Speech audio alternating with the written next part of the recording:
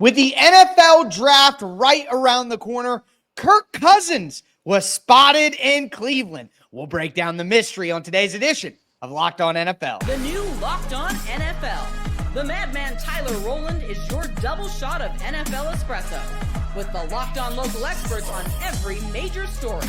Get ready, Rowland is revving up. The new Locked On NFL starts now. Locked On Podcast Network. Your team every day. Football fans, welcome in to the Locked On NFL podcast, bringing you a double dose of the NFL's biggest stories with help from our local experts that know your favorite teams like no one else. I am your host, the madman, Tyler Rowland, joined today by Locked On NFL expert, the legacy, Louis DiBiase. On today's episode, we're going to talk about some wide receivers potentially getting traded. We'll also talk about the Saints maybe making a move up the board for Cam Ward, but we'll start with the big news that happened over the weekend. Kirk Cousins was spotted in Cleveland. Now, Louis, he was spotted at a Chipotle in the greater Cleveland area. It was confirmed. He tweeted about it. He was there in Cleveland. He was seen at I believe it was a Cleveland Guardians baseball game. All of that. Now, at this time, it doesn't look like Kirk Cousins was there to visit with the Browns. But, I mean, it's obvious why people would make that logical conclusion, especially if they're leaning towards taking Abdul Carter with the number 2 pick. Yeah, and his name has been linked with Cleveland over the last few weeks, and I think it could make sense in a scenario where they take Carter and they pass on Shedeur Sanders after the draft. But even if he was in Cleveland to meet with the Browns, I think from Kirk Cousins' side, there's no way he signs before the draft. After he was spurned from the Atlanta Falcons last year, and I think it was justified from Atlanta, but thinking he was going in to be the starter, signing that $100 million contract, and out of nowhere they draft Michael Penix, I'd imagine if you're Kirk, you probably wait until after day one to make that move, even if he is interested in the Browns. Yeah, I'm with you there. You got to have some sort of protection. And my guy, Spencer from Locked On Browns, who's been killing the coverage this offseason, talked about this Kirk Cousins situation over the weekend.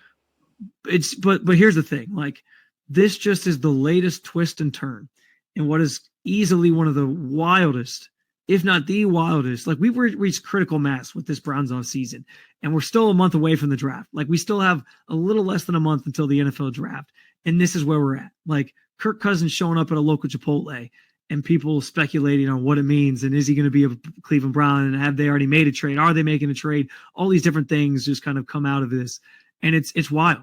Like, it's from the Myles Garrett trade request to him then signing and staying to the Browns quarterback situation. That feels like every day we get a new layer and a new story and a new hint about them being in on this quarterback or that quarterback. And this one is maybe the wildest of all, that Kirk Cousins is randomly in Cleveland. Like, the timing of it could not be more perfect in terms of like narrative, stories, all these things, because I mean, he's in Cleveland for at least one night at a time when he is being widely speculated to be the Browns' target, like the target for them as a veteran quarterback in some capacity in the veteran market. Like, just absolutely wild. I mean, it's all too coincidental. And I get the idea that, like, well, he couldn't go visit with the Browns. I'm sorry. Just because we don't hear about it doesn't mean that Atlanta hasn't told Kirk Cousins and his, team, hey, feel free to go look for a trade. Like, we'll probably hear in a week or two that Kirk Cousins has permission to seek a trade if it's not already obvious that Atlanta would be interested in that. Listen, I'm from Ohio, Louis. I like going to Cleveland. I have friends in Cleveland. They have some decent beaches. Like, I know that sounds crazy, but it's real. During the summer, it's a really nice place to be. Good parks, right on the water. It's great. But who is going to visit Cleveland in the middle of March? Like, it is illogical to not think that there was some sort of conversation that happened this weekend with him in town.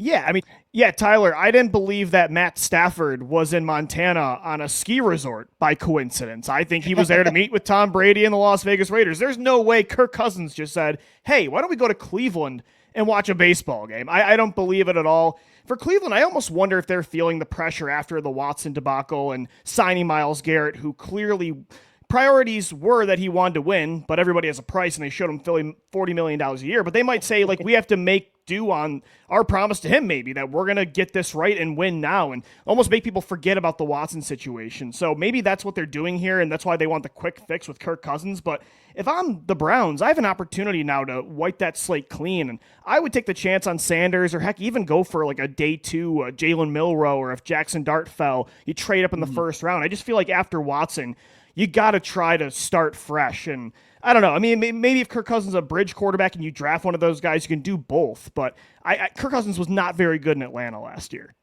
Yeah, here's the thing. I think it's a good fit. I do. If you're Kirk Cousins, like, you go back to Kevin Stefanski, who you had success with in Minnesota. You know, they have Jerry Jeudy. Let's say they add Travis Hunter. You know, maybe it's Abdul Carter. Maybe it's Travis Hunter. You got a pretty good group there. They've won. I mean, just 2 years ago, they went, what was it, 11-5 or something like that. They made the playoffs. So if you're Kirk Cousins, you got to be thinking, hey, this is a prime spot. If I don't have a rookie that was drafted in the first round who everybody's clamoring to take my spot, if they get a Jalen Milroe in the 3rd round or a Jackson Dart, maybe that's a little more complicated with Jackson Dart. But I think that, you know, a Will Howard, a Kyle McCord, Tyler Shuck, something like that, you probably feel more confident if you're Kirk Cousins. But at the end of the day, I'm with you.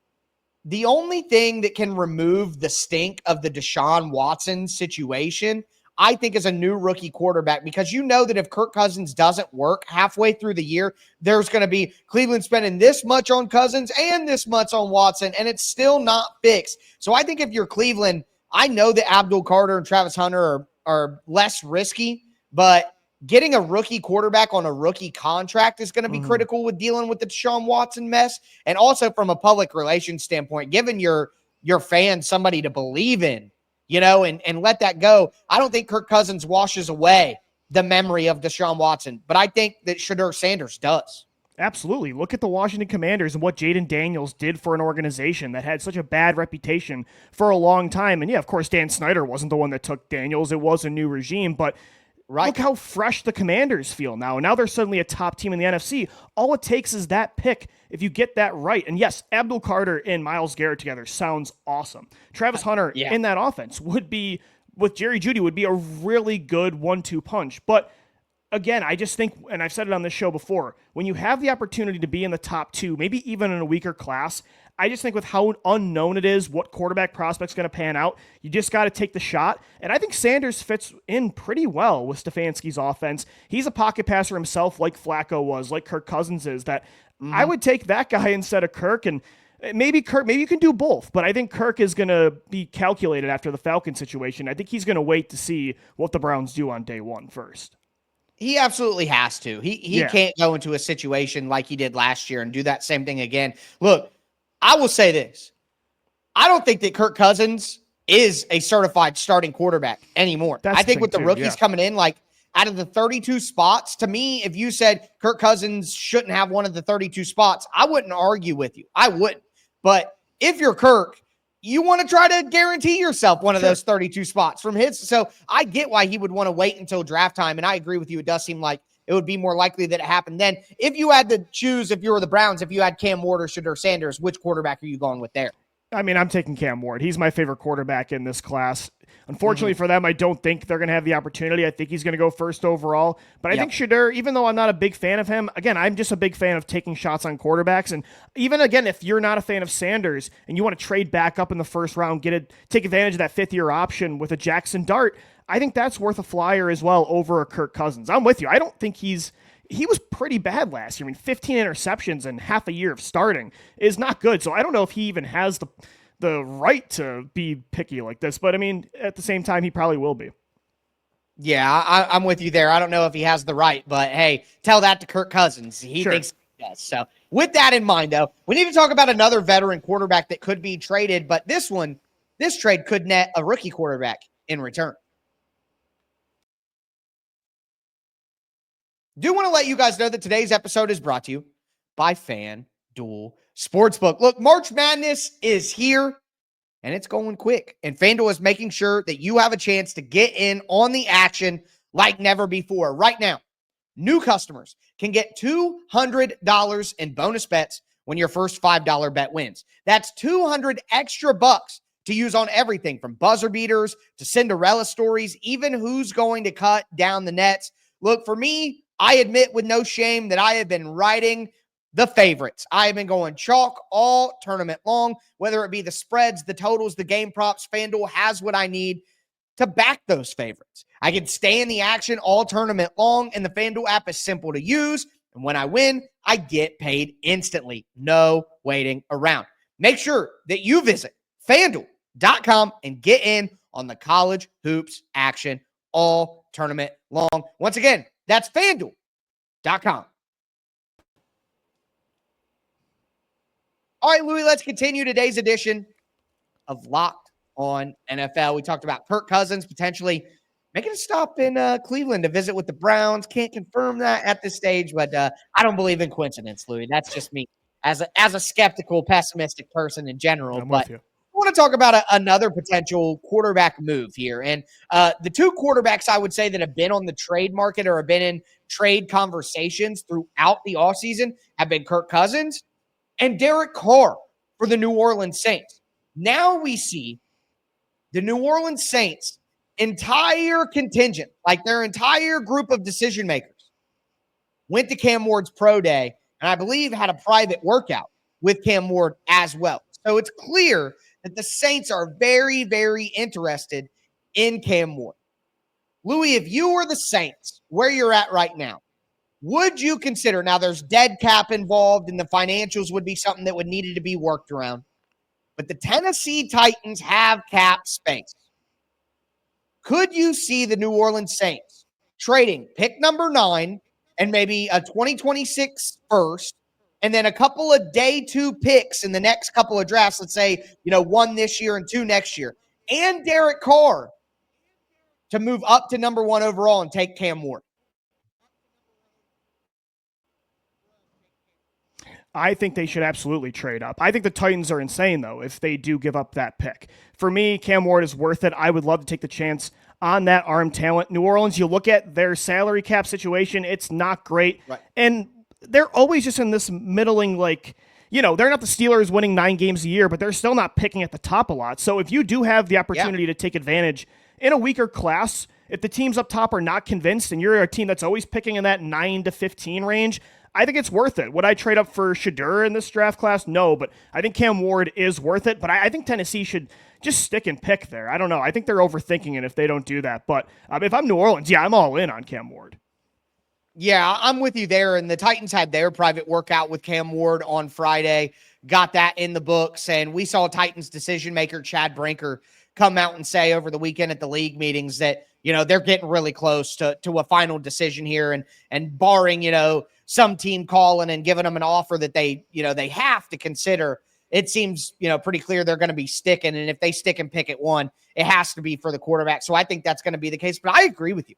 I think that the New Orleans Saints are in a great position to make a move like that. Maybe not a perfect position, but based on how they view themselves as an organization, which we can talk about whether it's right or wrong, but I think with how they view themselves and the moves that they've made recently, that would tell me that they think that they are a very competitive team that could, with a bump in quarterback play, improve. But I have to be honest with you, man, I'm not a big Derek Carr fan, but I think Derek Carr played pretty well last year for a lot of the time with the Saints. I think he's a middle of the road starting quarterback right now, and you could do a lot worse. But my guy Ross Jackson, the mastermind, kind of talked about the idea of making this move, and he definitely seems skeptical. If the Saints are going to do that, I wouldn't expect Cam Ward to be the player. 3 first-round picks is just a little steep.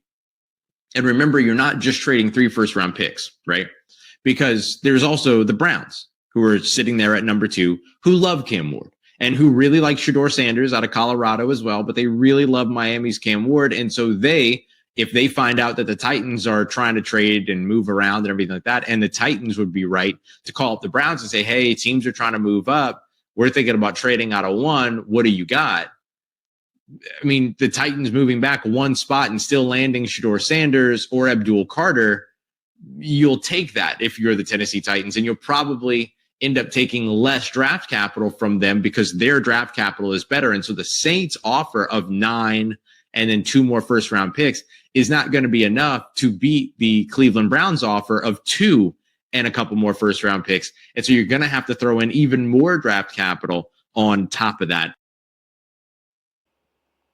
Yeah, I mean, going from 1 to 9, we saw how expensive that was for the Carolina Panthers to make that move. But if you're the Saints, you just gave a contract extension to Alvin Kamara. You only pay a running back if you think you're competitive. On the offensive line, they need some things, but you have some things with Fuaga as well. So I think that on defense, there's talent there. I really like Alontae Taylor as a slot cornerback. You still have Cam Jordan. Of course, they bring back Chase Young. And I think in that division specifically, it is open for the taking. Like, I don't think that any team is good enough in the NFC South for me to feel discouraged about going for it. So if you're the Saints and you think Cam Ward is better than Derek Carr, I think you have to consider it. But Ross is right. If the Titans are open for business, there are other teams that are closer that would have to pay less that would probably be more enticing to the Titans. Yeah, from the Saints' perspective, it makes total sense. And I think they have a much better support system for a rookie quarterback than normal. A lot of times a guy gets taken that high, those teams are picking up there for a reason. Look at Bryce Young and the Carolina Panthers. But the Saints, like you said, they have pieces. They have Alvin Kamara. Chris Olave is a really good number 1 receiver in this league. I think if you're willing to give up, like the offer that Ross was talking about, and somebody like Cleveland's willing to offer even more than that. If you're willing to offer a certain amount for a quarterback, that means you've identified him as worth that pick, is worth giving a chance on a franchise quarterback. So if you've placed that label on that prospect, at that point, what's going to be another pick or two, right? If you truly believe in that player. But he's 100% right. Cleveland has the power there, the second overall picker. It reminds me a lot of in 2017 when Chicago just had to move up 1 spot for Mitchell Trubisky, and the San Francisco 49ers collected some picks to move down 1 spot. Yeah, of course, that team's going to have more leverage. So if you're a team like New Orleans at number 9, you're going to have to pay up more. But again, if you've identified that prospect as worth getting a chance to be your franchise quarterback, then I think you should be all in on that and be willing to give up. Like, you shouldn't have a ceiling of what you're willing to give up.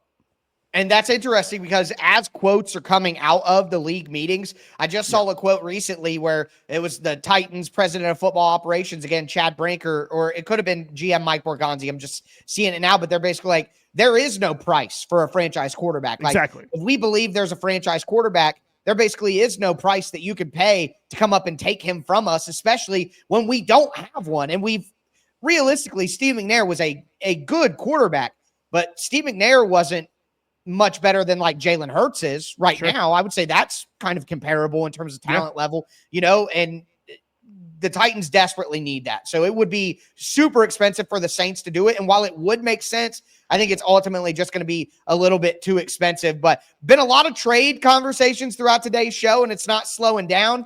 Tyreek Hill causing drama once again. Is he going to be on his way out of Miami? And the Brandon Aiyuk noise starting to get a little bit louder as well.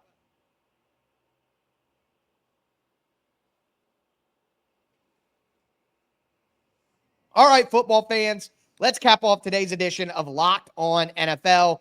We talked about Kirk Cousins making a visit to Cleveland over the weekend. Hot destination spot in March, Cleveland, Ohio.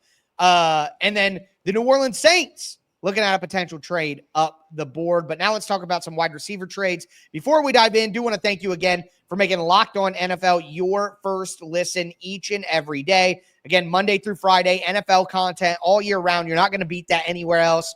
You get an afternoon edition of Locked On NFL with Tony Wiggins in the barbershop. Make sure you check that out. And for your second listen, check out Locked On NFL Draft. It is draft season, folks. If you're behind, you need to get caught up. Nobody is breaking down these prospects better than my guy Keith Sanchez, my guy Damian Parson at Locked On NFL Draft. You got Locked On NFL Scouting, the draft dudes as well. That's a great show this time of year. So much great content here on the Locked On Podcast Network. Make sure that you get subscribed. Stay subscribed. It's your team every day. But hearing some rumors over the weekend about some potential wide receiver trades. Tyreek Hill throwing peace signs on Twitter and his tweets, retweeting stuff about him being traded, different conversations. The guy who runs Over the Cap, Jason OTC, is saying that, he thought Tyreek Hill is one of the most likely veterans who could actually be traded. Tyreek Hill's retweeting that. If you're Tyreek Hill, Do you want to be traded? If you're the Dolphins, do you want to trade Tyreek Hill? And where would you want to see Tyreek Hill go? Yeah, if I'm the Dolphins, I would be looking to move on because I think he's just going to continue this. I mean, what's he going to do? Go to Kay Adams' show like 10 times a year and keep apologizing for this, and then he does it again? I mean, he clearly wants to change of scenery, which is hilarious because he left a winning team because he wanted the money, and now I think he wants to go back to a team that's contending. So if I'm the Dolphins, I would remove that headache, and I think Matthew Golden from Texas would make all the sense in the world then for them in the first round. If they want to keep that speed-centric receiver core to add with Jaden, with Waddle, I think that would make so much sense. But yeah, if I'm Miami, I don't know at this point. I don't know if he's worth the headache anymore. Where would he end up? I could see a team like they're not going to trade him in the division to a team like the Buffalo Bills, but do the Kansas City Chiefs want a reunion? I mean, get him back. Are they willing to take on the head case again? I mean, every other receiver they have feels like they're always a head case, so maybe they want the reunion. Dude, I know that Tyreek Hill would not do this, but the Green Bay Packers. Ooh, I like that a lot. They Yeah, that need makes a sense. number one. You know, they're going to constantly be open in LaFleur's scheme. Jordan Love has the arm to get it to him. Like, that would make a ton of sense. You know which one that makes sense, too, that what he wouldn't do, but the team would do? How about the Seattle Seahawks? Like, they have two inside slot receivers, JSN, Cooper Kupp over the middle. They need a field stretcher for Darnold, who likes to push the ball downfield. I don't think he'd want to go to Seattle, but that's another team in the NFC I think would be interested. The Los Angeles Chargers. That might make the most sense. And he would want to live there. That actually might be the top choice. That's a good one. Yeah, for sure. Denver Broncos. Denver would, yeah. You know, I'm trying to think of teams that need to take that next step. You know what Vegas? I mean? That need Does just a Pete little Carroll bit more. want Tyreek Hill? I think he would go there. You know, I think that Tyreek will want Hill to in go Vegas somewhere. sounds like a problem. I don't know. Yeah. You know, and well, there's one wide receiver that we're getting ready to talk about. Maybe a flip-flop here. Maybe, you know, one guy goes one place and another guy comes in. Brandon Aiyuk. San Francisco, they were looking to trade him last year before the contract. We've heard rumors. I hear whispers here and there that they didn't necessarily want to keep him. They just couldn't let an asset go and, you know, had to get something finalized. But my guys over at Locked On 49ers kind of talked about the sound right now and why a draft story is loosely connected. We have the Cleveland Browns getting in the rumor mill here as it pertains to the San Francisco 49ers in a trade with Brandon Aiyuk. Says the Cleveland Browns have been pounding the 49ers in the past week or so, trying to find a deal that works for Brandon Aiyuk. Looks like they want a wide receiver one, not only just a wide receiver one, but a wide receiver one for Shedeur Sanders. And this is one of the most fascinating NFL draft rumors of late. One of the biggest rumors that's going on in the NFL right now is Shedeur Sanders to the Browns, and that Cam Ward is getting closer and closer to being locked into the number one pick, whether it's the Tennessee Titans or the New York Giants trying to move up there. And then you get the Cleveland Browns and Shedeur Sanders. And the connection there is that apparently the Sanders family, you know, Shedeur, Dion, whoever is pulling the strings there, likes the Browns. I would like my son to get drafted as high as he could possibly get drafted at this point. It's not like there's a bunch of great teams in the top 10, but the idea of getting Brandon Aiyuk and having Judy and Aiyuk together, who I think have pretty similar games. They're both pretty good route runners. They both have pretty good speed.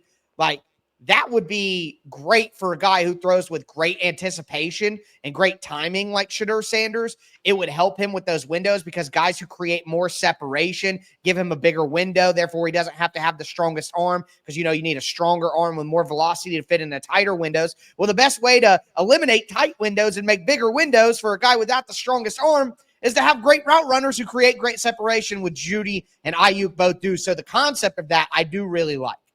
No, I agree. I think Brandon Aiyuk would make sense for a lot of teams. I said it when DK Metcalf was on the trade block. The Bills should be all in on that. I think if Buffalo identifies Aiyuk as someone worth the picks, they should be in on that trade. I just don't understand it from San Francisco's side. Why did you give him the extension last year? You didn't have to do that. You could have very well traded him to Pittsburgh or another team that was interested in the offseason. You give him this deal, and then what changed your mind? Well, what's happened since then?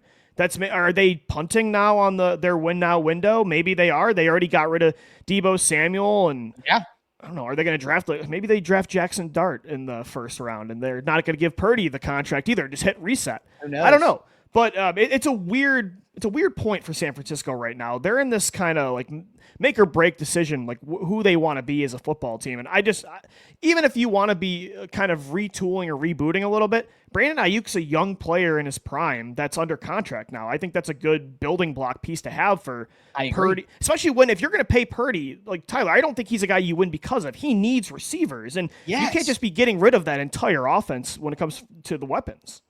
Yeah, and look, I liked Ricky Pearsall a ton coming out of Florida. Yeah, I thought he was overdrafted a little bit. I think that if you get rid of Brandon Aiyuk, you're putting way too much on a guy like Ricky Pearsall, who I see as more of a complementary receiver to an offense, not like your number one receiver. San Francisco just seems like they're bleeding out slowly, like death by 1,000 paper cuts. We're just watching them bleed talent. You hear the story over the weekend. They flew to Texas to try to convince Dre Greenlaw to back out on the Denver Broncos and come back to San Francisco because they know they're hemorrhaging talent right now. And a lot of teams fall off quickly in the NFL, and it happens fast. We're watching San Francisco kind of bleed out slowly, and it is torturous. I do think this is very interesting from the Purdy perspective now. If they let all this talent bleed out on both sides of the ball, and then they give him an extension, that seems very head-scratching to me, because I think the whole idea of having Purdy be just the point guard for a really talented offense and a great play caller, it makes sense. They've been to 2 NFC championships and a Super Bowl with that blueprint. But if they now go ahead and pay Purdy after all of this, I think that's a weird direction to take the team. So if I'm the 49ers, if I'm keeping Purdy, I think you got to keep Aiyuk. If you're going to totally reset, then whatever, but yeah, I'm with you. I don't think Ricky Pearsall and Juwan Jennings is enough for Purdy in this offense and an aging McCaffrey. Yeah, you need that's why I think Genty is kind of an interesting thing. What if they're just going 12 personnel central? What if they say we're going to pair George Kittle with Tyler Warren if he falls? I mean, maybe that's what they do. Yeah, could be. They could go a bunch of different paths. I guess I agree with you. I look at Brock Purdy. He could be like Rajon Rondo on the championship Celtics. Exactly. He was their 4th best player, but still a great player in his own right that they absolutely needed to win. Like, to me, he's more that than Chauncey Billups on the Detroit Pistons, where, they're a collection of talent and no guy is like the supremely freak, but like Chauncey Billups was still the guy hitting the big shots, big shot Billups. I mean, that's so I'm looking for more of a Rondo than a Billups when it comes to Brock Purdy, and they're putting him in a position where he needs to be more Billups, and I don't know if that'll work. That's a deep NBA cut reference, but if you're in your 30s or your late 20s and you love basketball, then you're on board with me. So it was for us. It was for the sickos. It was for the sickos. Dozens. But anyway, the sickos out there. But that's going to do it for us today on Locked On NFL. Make sure, again, that you check out the afternoon edition. I am your host, the Madman, for my co-host, the Legacy, Louis DiBiase. As I tell you every episode, thanks for tuning in, and stay safe out there.